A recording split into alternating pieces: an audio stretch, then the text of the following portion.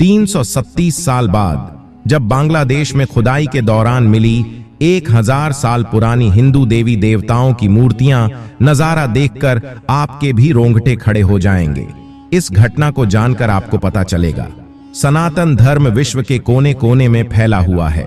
विश्व के हर एक कोने से ईश्वर की प्रतिमा बरामद हो रही है।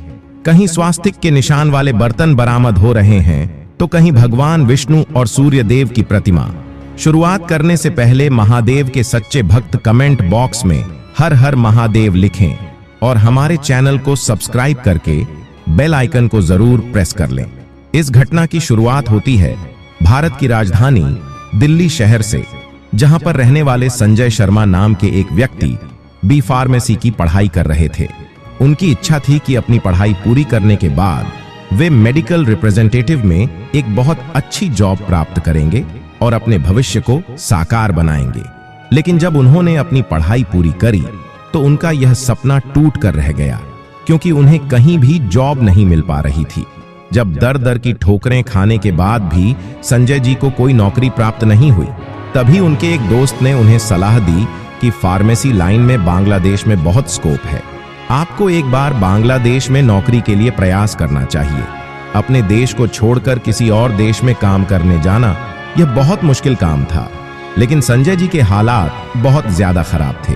उन्होंने बांग्लादेश की एक फार्मेसी कंपनी में नौकरी के लिए अप्लाई किया और भाग्य ने साथ भी दिया और उनकी तुरंत ही नौकरी भी लग गई। लेकिन उन्हें इस बात का अंदाजा नहीं था बांग्लादेश में उनके हाथों एक ऐसी खोज होने वाली है जो सनातन धर्म का झंडा बांग्लादेश में हमेशा हमेशा के लिए अमर कर देगी। संजय बांग्लादेश में फार्मेसी के अंतर्गत सरकारी नौकरी कर रहे थे। 3-4 महीने हो चुके थे और सब कुछ सही चल रहा था। तभी उन्हें ढाका शहर के एक तालाब में पानी का शोध करने के आदेश दिए गए। गर्मी का मौसम था और तालाब पूरी तरह से सूख चुका था, लेकिन वहां की मिट्टी का शोध करने के लिए संजय जी ने कुछ मजदूरों के माध्यम से उस तालाब के अंदर खुदाई करवाई। 1-2 दिन तक लगातार उस तालाब की खुदाई करने पर अंदर से जो प्राप्त हुआ उसने सभी के रोंगटे खड़े कर दिए। दरअसल उस तालाब की खुदाई में काले पत्थर की एक मूर्ति प्राप्त हुई, जिसकी ऊंचाई 23 इंच थी और चौड़ाई 9 इंच, जिसका वजन तकरीबन 12 किलोग्राम था और वह हिंदू देवता भगवान विष्णु की मूर्ति थी। जब उस स्थान पर अन्य जगह पर खुदाई की गई तो अन्य देवी देवताओं की मूर्तियां प्राप्त हुईं। साथ ही में एक बहुत ही पौराणिक शिवलिंग भी प्राप्त हुआ। संजय जी शर्मा जानते थे यह एक इस्लामिक देश है और यहाँ पर इन मूर्तियों के साथ सही बर्ताव नहीं किया जाएगा, इसलिए उन्होंने इन मूर्तियों और शिवलिंग को अपने घर में ही स्थान दे दिया और रोजाना उनकी पूजा पाठ करने लगे। प्रभाव कुछ ऐसा हुआ कि कुछ ही दिनों में संजय जी की बहुत बड़ी तरक्की हो गई और उन्हें बहुत ही ऊंचा पद प्राप्त हो गया, जहां पर उनकी सैलरी भी बहुत ज्यादा थी। लेकिन किसी माध्यम से बांग्लादेश सरकार तक यह खबर पहुंच गई कि खुदाई में प्राचीन मूर्तियां प्राप्त हुई हैं।